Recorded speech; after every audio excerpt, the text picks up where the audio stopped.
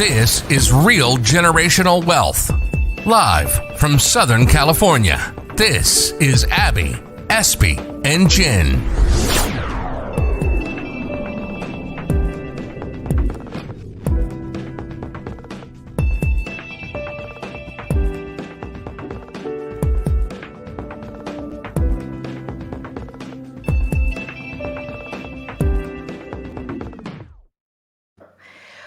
Hi. What is up, everyone? Hello. Welcome back to Real Generational Wealth, where we have over 50 years of combined experience, making sure you and your family always have a place to call home. That's right. So if you're watching live, hashtag live in the comments. And if you're catching this on the replay, be sure to hashtag replay. Anyway, I know we took a break last week for Christmas. It was a little different this year, I know, for everybody. For us, we usually have a big family party for Noche Buena, and then even actually also on Christmas Day. But this year was a little quieter for us. It was myself, my parents, my boyfriend, my brother, and his kids. So it was nice, though. It was still nice. I was definitely lucky to still be able to spend it with my family. How was your Christmas, Abby? It was good. I spent it with my husband's side of the family. I think you guys have to put public on StreamYard. Anyways, like usually we host Christmas, but we have like 100 people in our family, so we just wanted to keep it smaller. And they're very festive and fun, so I enjoyed spending Christmas with his side of the family this year. So how about you, SB? Can you tell us how your Christmas went? Well, just me and my son. Mm-hmm. So Christmas Eve, I cooked all day. I had so many friends who wanted to try my food, so I did that. And by 6 o'clock, I'm done and exhausted. So by 7, we had our Noche Buena, Nice. and by 8, we are tucked in bed. Me and myself, for some reason, we were so tired, and so that's what we did. And the following day, Christmas Day, we did the Netflix marathon and watched Wonder Woman 1984, Superman, and all those Marvel movies. So Awesome. that's how we spent our Christmas Day. Yeah. Nice. Thank you. Happy holidays to everybody in the comments. Yes. See you guys there. Yes. Hashtag live on the bottom if you are Exactly. watching live, or replay, hashtag replay. Yes. Happy you guys are all tuning in. With 2020 coming to a close, we wanted to kind of share our overviews on the year. So my year was a little interesting, to say the least. The beginning of the year actually was great. It was funny because I think a lot of people were going into 2020. Hey, this is the year of clarity. This is my year. Everyone was really gung-ho about it. Well, it was nice because actually in February, I went to the Philippines with my boyfriend. It was his family's family reunion. Yeah, so we got to go on a vacation there. Spent 2 weeks there. It was actually right when COVID started hitting the news, but no one knew really about what it was here. Because flights started to get canceled. Like our stopover was in Taiwan, and so we didn't even know if our flight was going to go through, but we went and we came back safely. We came back like end of February and it was fine. But I want to say a couple weeks after that, mid-March, that was when the lockdown happened. And all of us were like, okay, what now? Life came to a complete halt. Even my clients, they decided to take the sidelines. All the buyers were just like, yeah, no, I'm not buying right now. I don't know what's going to happen. A lot of sellers didn't know where they were going to go. It was a little scary as a realtor. I'm sure you ladies can relate. Yeah, a lot of people were scared at that time. Mm-hmm. Yeah, everything came to complete stop. We thought that the real estate, this was going to be another crash. I didn't know what was going to happen. And I actually didn't really feel the lockdown until maybe about a month in, and I had like a mental breakdown. There was this one day, I just cried. I cried all day to Ferris, and I never truly understood mental health issues, anxiety and depression. But it really hit me when I was like, oh my God, this is the new norm. I can't see my parents. I couldn't see my brother and my nieces and nephews. I I couldn't see my friends. Oh my gosh, I was so afraid that life was just over and as we knew it. Um, so it truly made me look inward, and I learned to be really grateful for what we did have. We're very lucky that we were all healthy. We were all safe. There was still a roof over our heads. There was still food on the table. So it was definitely a time to be grateful for what we did have instead of concentrating on what was taken away. Yes, I it's mean, true. and that's why, because on top of that, so late last year, we actually had launched a clothing line, an EDM streetwear brand that we were so excited to share at music festivals. But a bunch of the music festivals were canceled this year. And we had no idea what we were going to do. That was kind of our escape and one of the ways we got to get away from everything.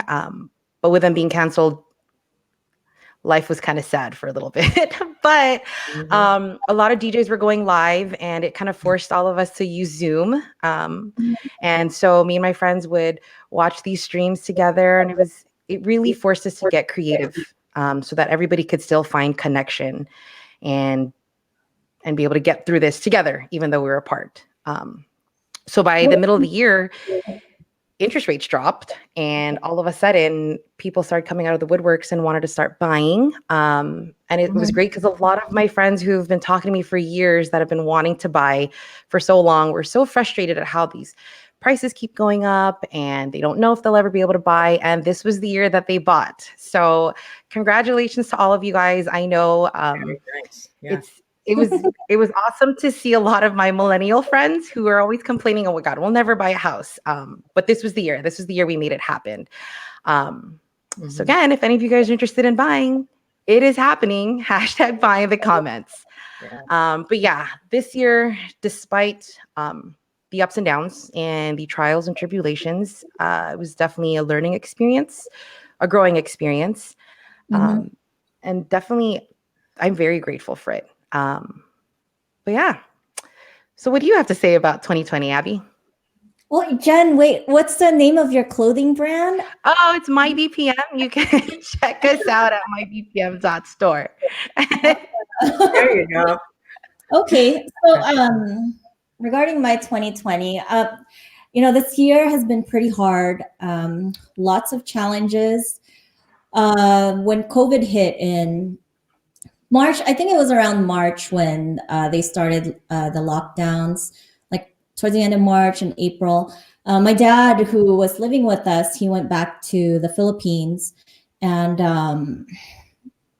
and unfortunately, he passed away there. And because of the lockdown, we weren't able to see him. And he had health problems. And when he passed away, we were kind of just watching. Well, while he was going through that, we were watching him through Facebook Messenger. And when he had his funeral, my cousins did a great job, but during his funeral, we were only able to watch it virtual, which was really hard because I know that a lot of the people whose families have died through COVID, one of the things is that they're by themselves. There's no one that can be there with them except for like the nurses and the hospital personnel.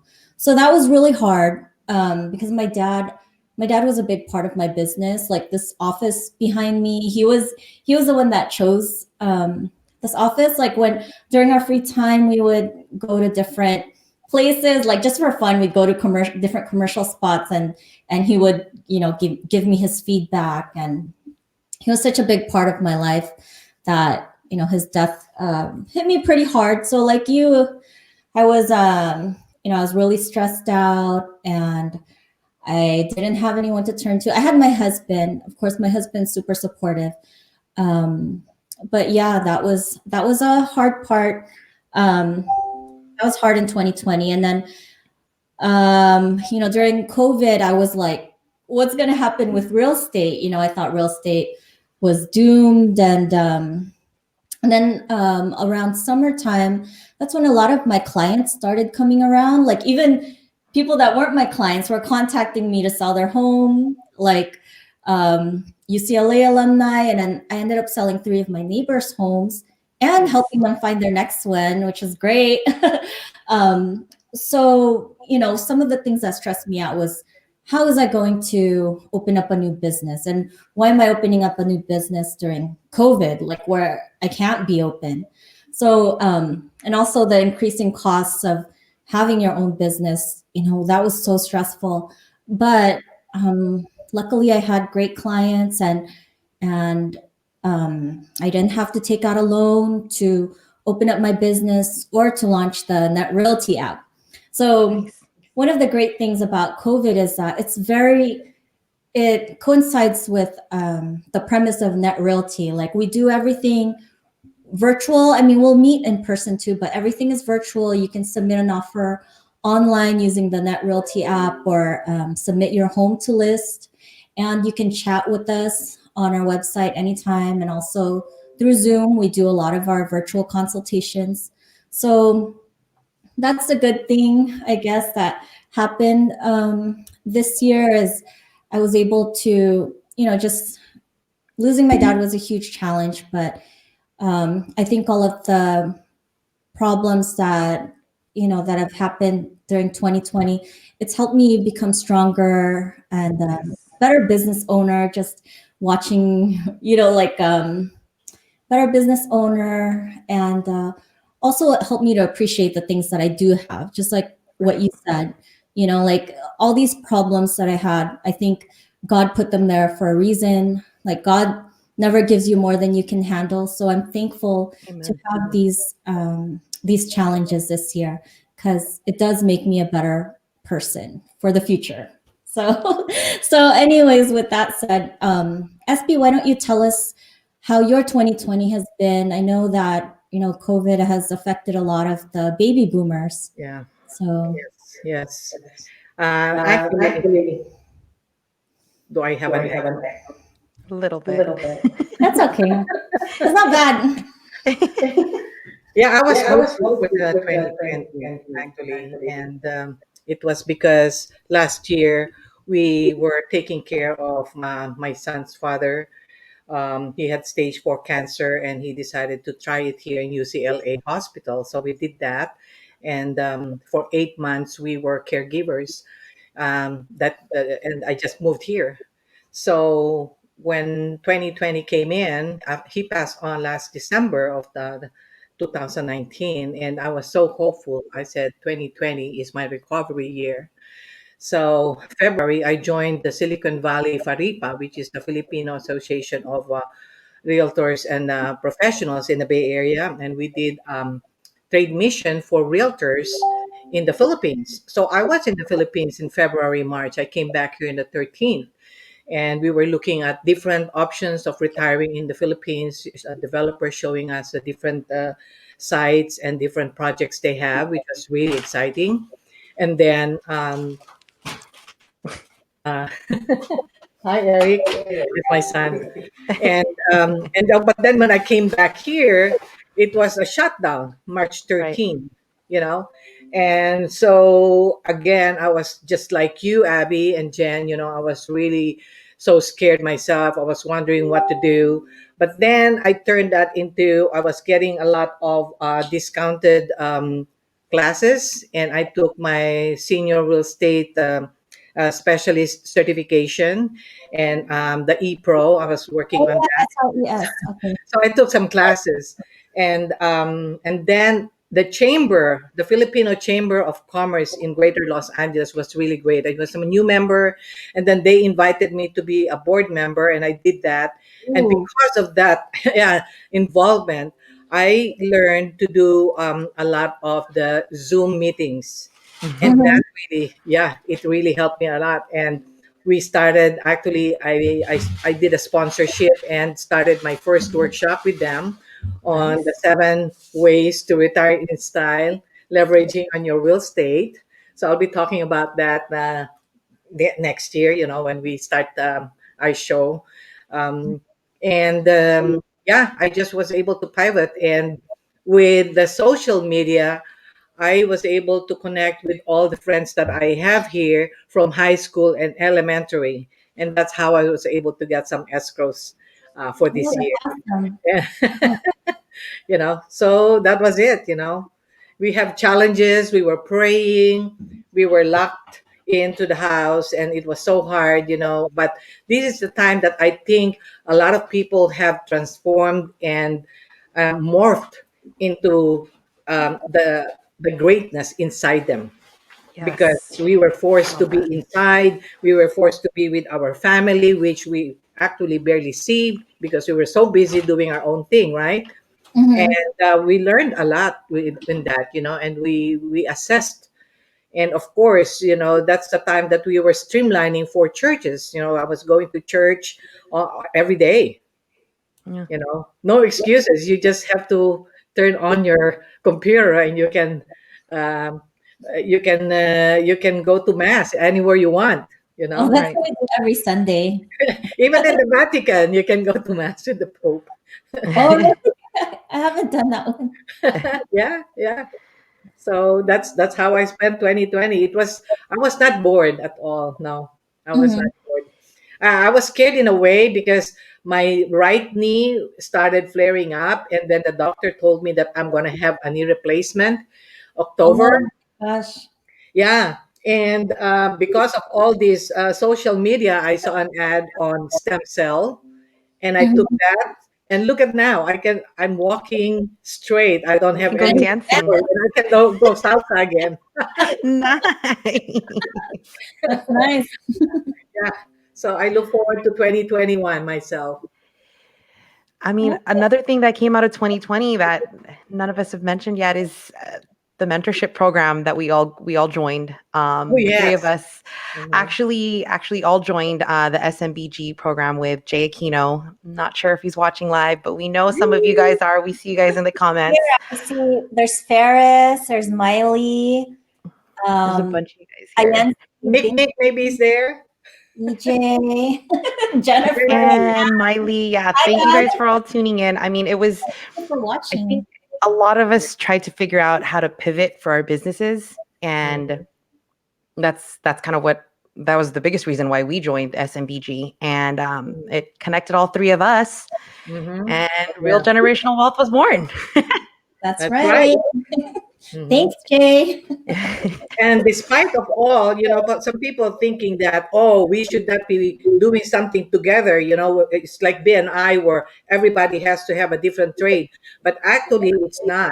The way we looked at this, our mindset is that we are all realtors, but we have our own niche. We have our own Yep. strength and specialization. So if the baby boomers want to transition, upsize or downsize, that's me. And Abby, she's hey Abby, what should I call you for? I think a lot of people don't know that we're all from different brokerages and we cover the same Yes. market. Mhm. So me, I sometimes work with baby boomers, but the majority of my clients are sellers, like move up sellers. And Jen works with a lot of first time home buyers and like super luxury homes. Luxury home, $1 million homes in Malibu. Yes, Yeah.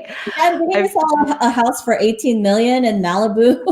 I did sell an $18 million house this summer. Oh my This was actually God. one of my record years, so I'm super Yay! thankful for this That's year. what gives us to do this, right? Definitely blessed, but definitely grateful for this year. But yeah, even I mean, I help buyers and sellers alike. But one of my favorite clients are the millennials, the people my age. I mean, I'm 33 and I bought my first place 3 years ago, and I know how it felt to think I would never be able to buy a place, because these prices True, just yeah. keep going up. So A lot of people don't think they can afford a home right now, but the interest rates are so low. It's like it increases the Yes. amount of house that you can afford. Mhm. So before you can probably only qualify for 450, but because the interest rates are lower, you can qualify for a home that's 500,000. right. So Mhm. Yeah. So yeah, we actually speak. I mean, that speaking of which, we have a ton of. I mean, we wanted to get you guys prepared for what we have for you next year. We have a ton of episodes. We want to give you a ton of information. Tell Mhm. us some of the episodes we got planned, Abby. So some of the things that we were going to discuss in our future episodes is how to get your home sold for top dollar. Next week, we're discussing pre-approvals and what pre-approvals entail and what kind of documentation you're going to need for pre-approvals. And that's really important because some people, they want to look at houses first before they get a pre-approval, and then they end up looking at a home for 600,000 and they can only qualify for 300,000. So Or vice versa. Yeah. Or vice versa. Yeah, that's true. Yeah. There's a lot of people too that are renting and they don't realize that they can afford Right. to buy, like with the amount they're paying for rent. Like, let's say if your rent is 3,000 every month. Oh my gosh, that's You're throwing it that away. Rent is throwing away. So yeah. all things we are definitely excited to talk to you guys about in the coming year. That's right. But yeah, so be sure to tune in every We're here to Wednesday. educate. We will tell you the market trends. We will give you as it is, the way it is. Yes. And yeah, we just want to share you what we learn and what's going on in the market in real time. Yep. Yeah. So be sure to tune in every Wednesday, guys, at 5 p.m. Pacific Standard Time, right here on Facebook Live. Like we said, next week we'll cover making you a homeowner in 2021. Yes. So until then, have a very safe and wonderful New Year's, guys, and we will see you next week. Look at that, SP has her drink. Cheers. We have to cheers. What a year. What do you have? All right. I'll see you next year, 2021. Bye. Have a good one, guys. In 2021. Hey, Thank Johnny. you. Bye. Hey, Thank EJ. you.